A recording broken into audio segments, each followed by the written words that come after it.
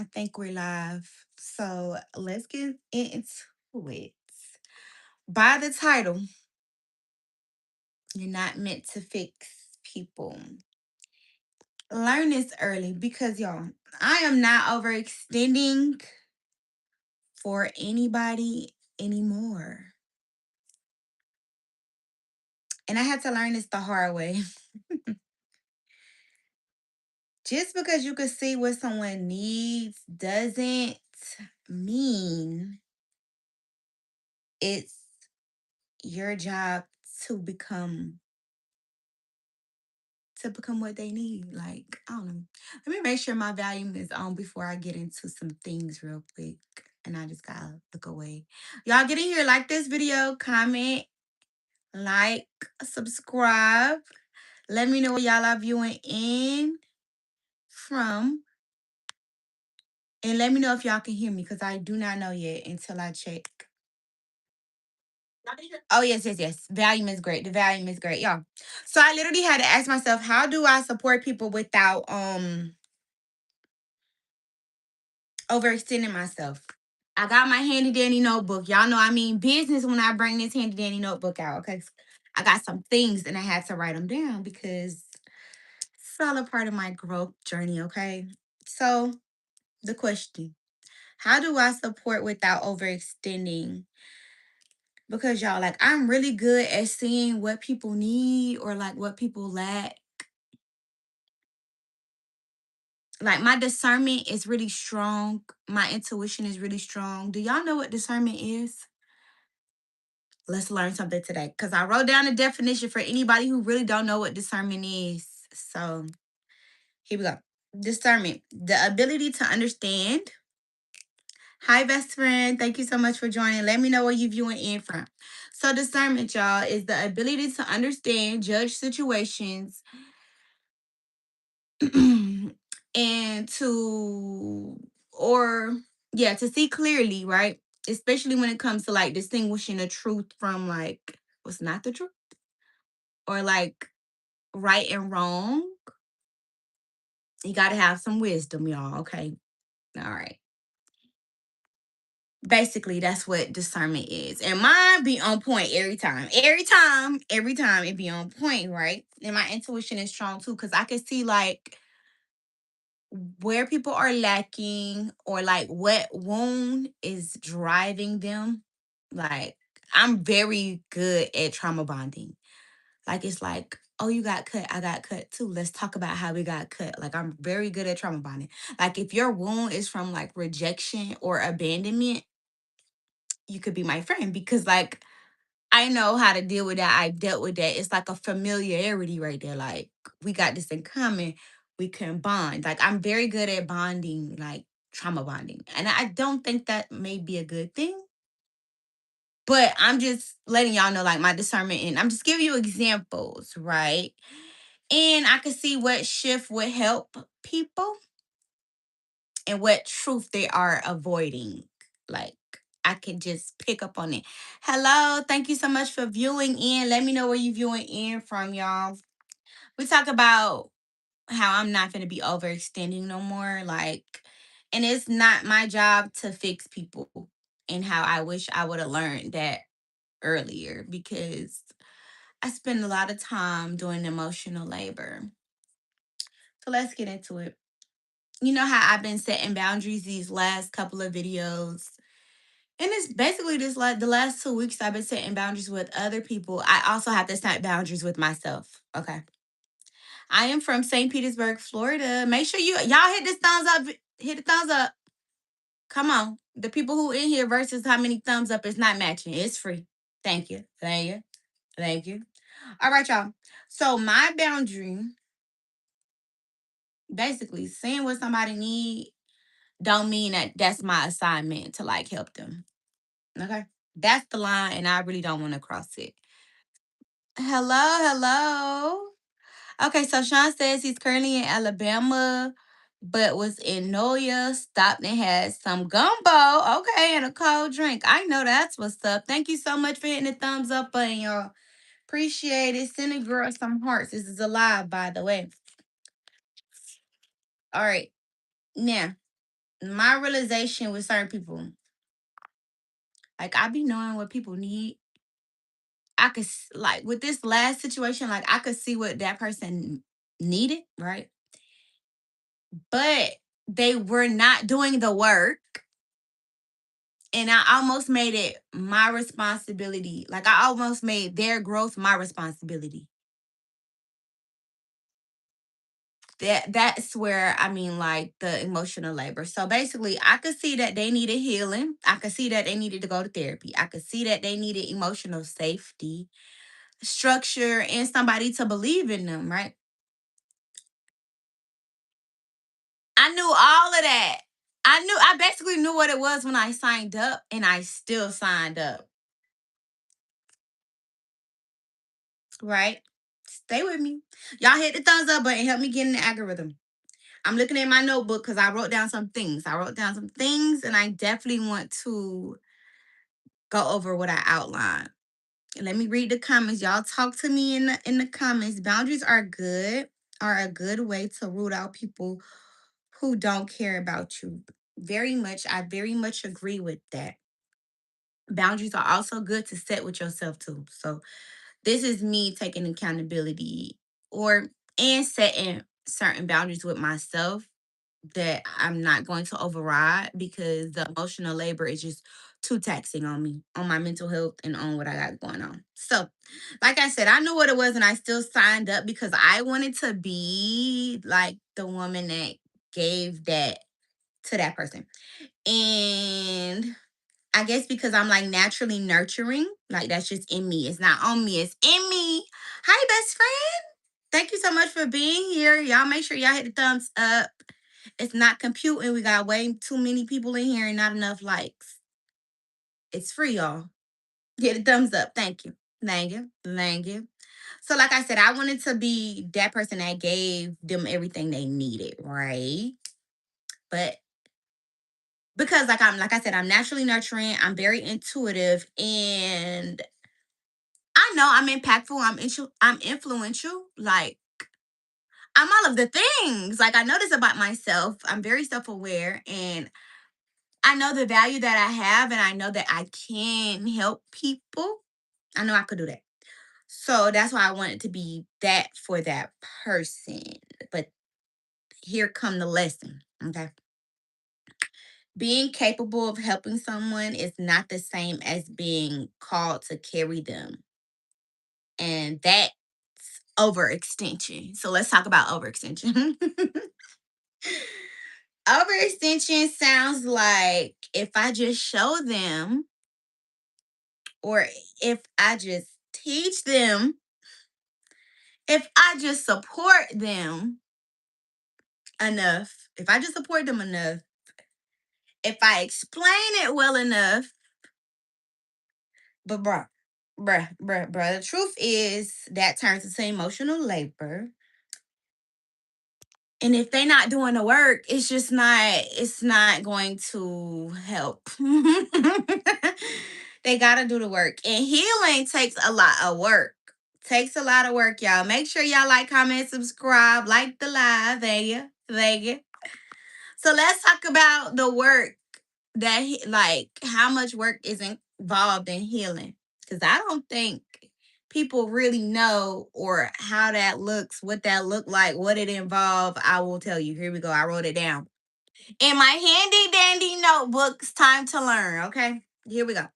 Healing requires engagement. You cannot go ghost. You got to stay involved, engaged. Emotional tolerance. Shut up, put up, take it, tolerate it.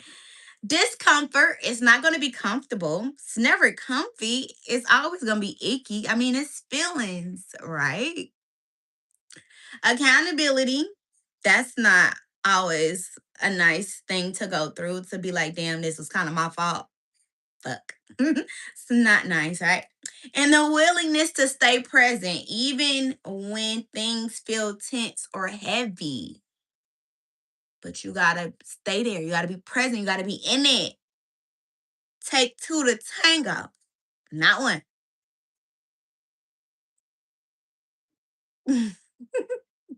It requires sitting in the emotional consequences long enough to understand them and then taking consistent action to repair trust.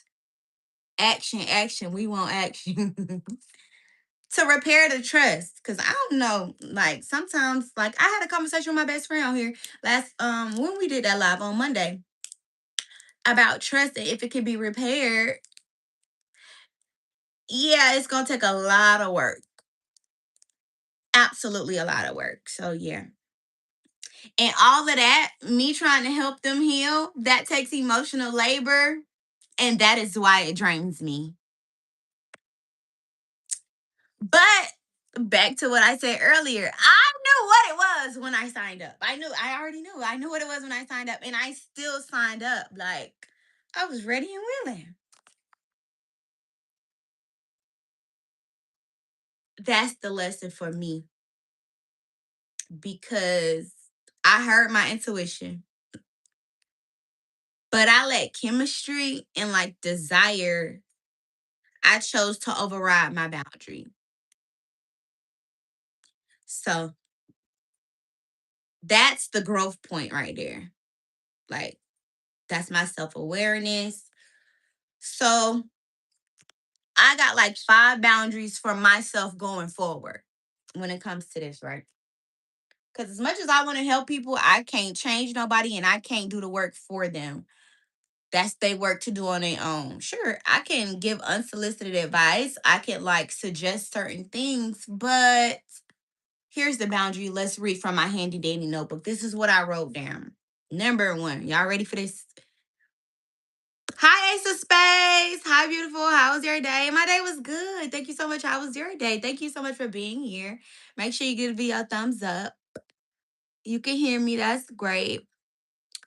My best friend said it hurts the most when you know you can help, but you aren't supposed to. Yes, very much so. So now, number one for me, right?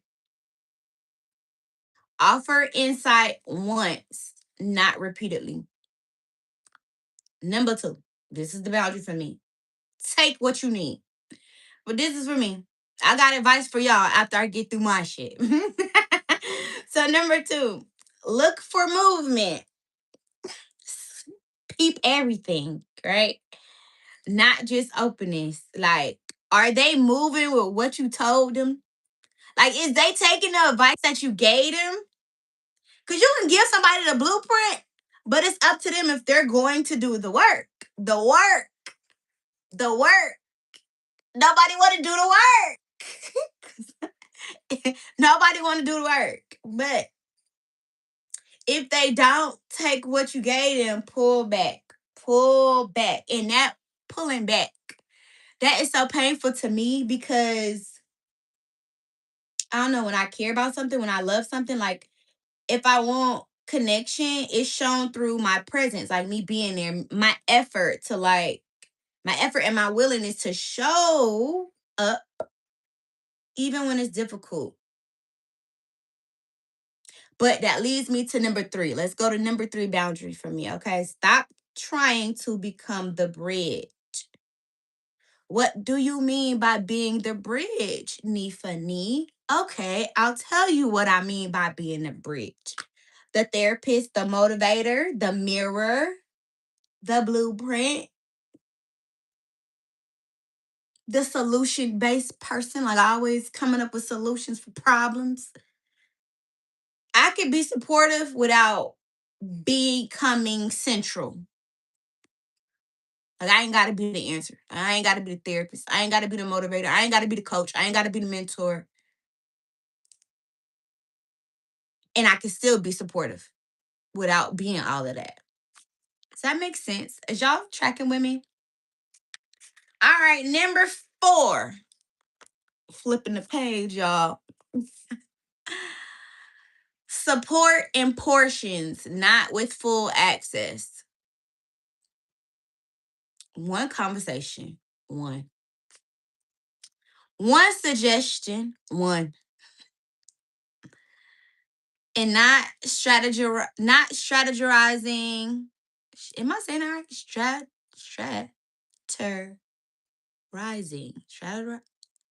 Y'all know what I mean.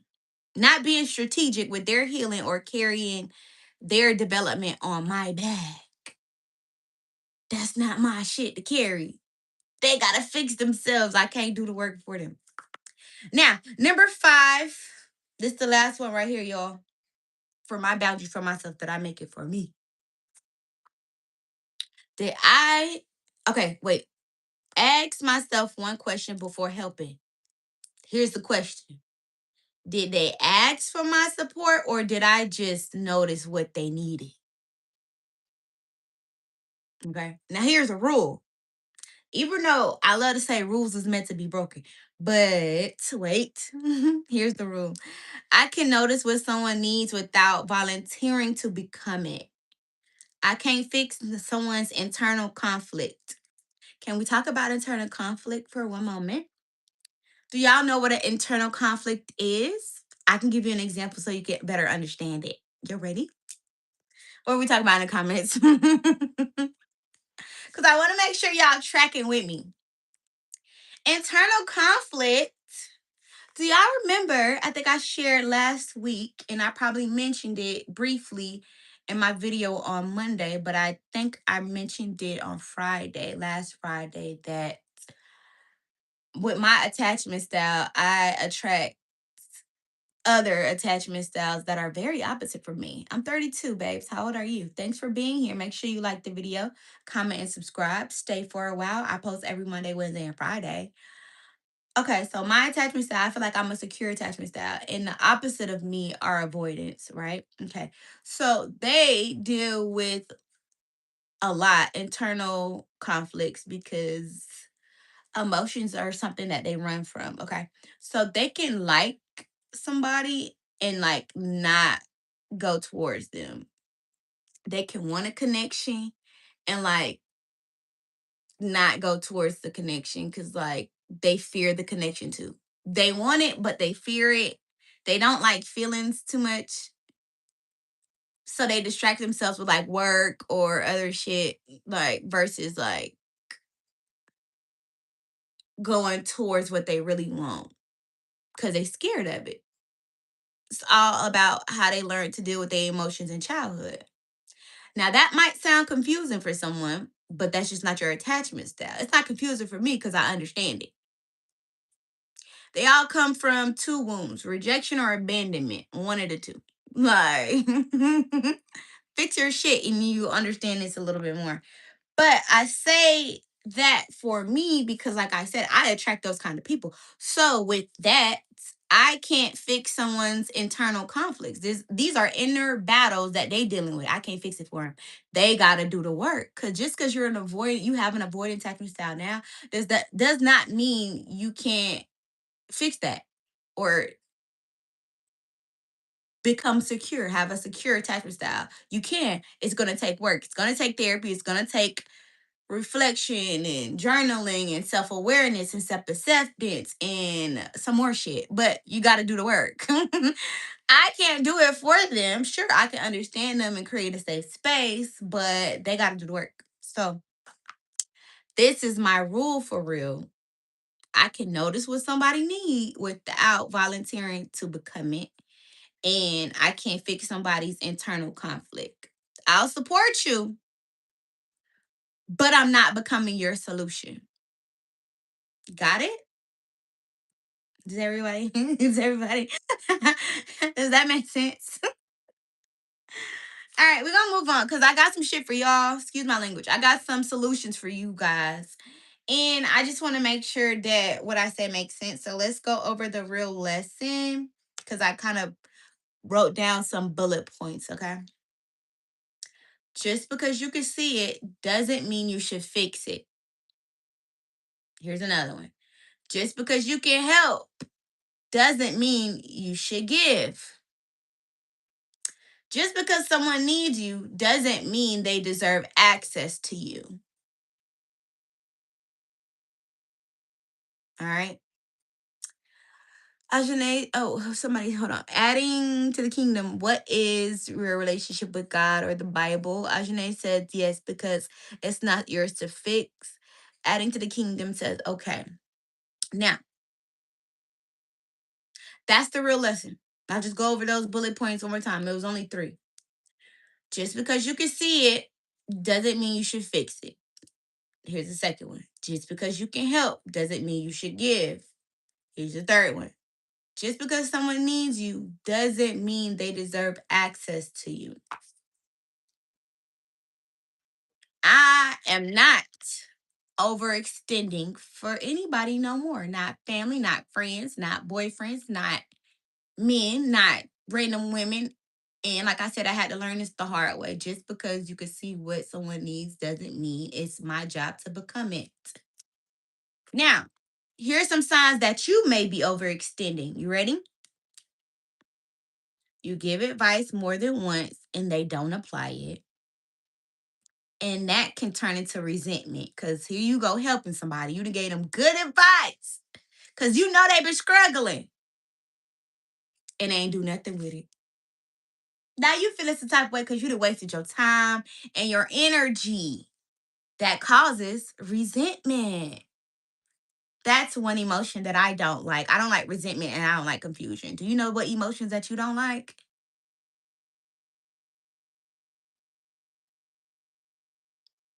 Got to think about it. All right. Number two, you feel drained after helping them. Like you just drained. You ain't got no more energy. You just drained. And it sucked the life out of you, babes. Number three, these are signs that you may be overextending, okay? Now, you think about their problems after the conversation that ended. You still thinking about what the fuck they got going on. You're invested now. You didn't overextend it. Now here's another one. You're trying to guide someone who didn't even ask. They didn't even ask. They didn't even ask for this help. They didn't ask for your guidance. They didn't ask for your advice. You just doing it. You just overextending. It's never good, y'all. All right. So here is some new boundaries for you. What did my best friend say? So are you supposed to help by being the example based on your attachment style? That's the gag though. The real question is that's why I wrote this down. The real question is from my boundary, right? Because I got five of them.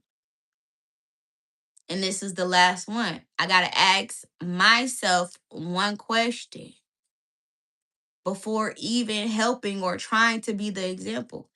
Did they ask for support? Or did I just notice that they needed something? Did they ask for me to be the example? Probably not. Like, they probably didn't. And based on my attachment style, I'm just attracting the opposites attract. So if you see something like, oh, that girl, she's really confident, and you know that your self esteem is black, you ain't even confident in yourself, you're automatically gonna like the girl with the high self esteem or with the high confidence because it's like you want that. And maybe if you be around that, you can learn how to be that. But that ain't how that go. You got to go within and work on that. Why isn't your self esteem high? How can you build your self esteem? You got to start esteeming to yourself. And I would start with affirmations.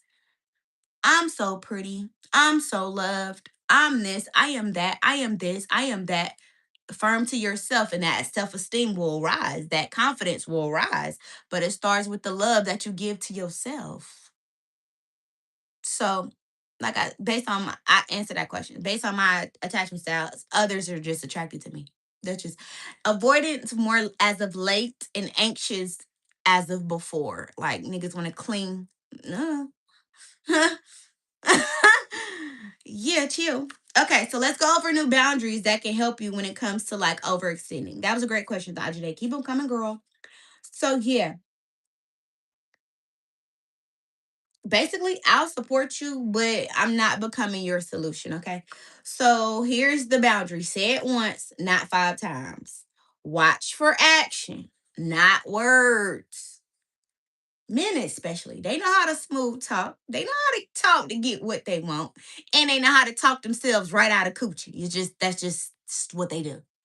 But we ain't looking for words. Action, action. We want action. What do you do? What have you done? What can I see? What can you show me? Action. Okay. Do not pour into people who aren't pouring into themselves. Let me repeat that. Somebody need to hear that in the back. Don't pour into people that's not pouring into themselves. Did y'all hear me? Y'all get that? Should I break that one down? Let's go. I don't have a problem breaking that one down. So, what does pouring into yourself look like? Doing the work. What is the work? The self healing. What's healing? I wrote it down. I'll explain it. Healing. Y'all ready? One more time. Healing requires engagement, emotional tolerance, discomfort, accountability, and the willingness to stay present. Even when things feel tense or heavy, it requires sitting in emotional consequences long enough to understand them and to take, oh, wait, and then take consistent action to repair trust. Healing. Forgiveness. Sometimes you got to forgive yourself for like what? Self sabotage. People do that. It's a thing. I've done it. When you keep procrastinating, procrastinating, procrastinating, self sabotage. I'm guilty, but I go to therapy. I work on my shit. I pray. I work on my shit. I reflect. I work on my shit. I strategize, plan, and figure out how to be better. I work on my shit. But it takes a level of transparency and honesty with yourself. And that's where the discomfort comes in. Nobody really want to be told about themselves for real. Come on now, that ain't fly. We want to be perfect. Our shit don't stink. We don't want to admit to our flaws. We'll even make it seem like life is great on the internet, on Instagram, just because we can. And we're miserable inside. All right. Back to the boundary though. Don't pour into people who aren't pouring into themselves. Because if your cup is full and you keep pouring and pouring and pouring into somebody else, baby, who gonna fill your cup? They probably don't even have the capacity to fill your cup. Like, why are you doing that? They didn't even ask. They did not ask. That's you overextending. Stop that. It's not good. And don't become what someone lacks. That one's a good one. Don't become what somebody lacks. Don't become what somebody like.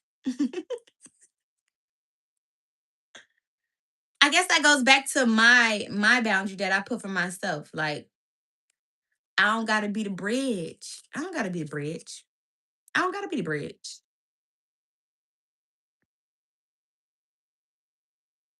I need to stop trying to be the bridge. So yeah, y'all know what a bridge is when I'm saying bridge. Therapist, motivator, mirror, blueprint. I don't gotta do that. That's too much emotional labor. So I'll close with this. I can love people, care about people, and still not carry them. And that's where my peace is.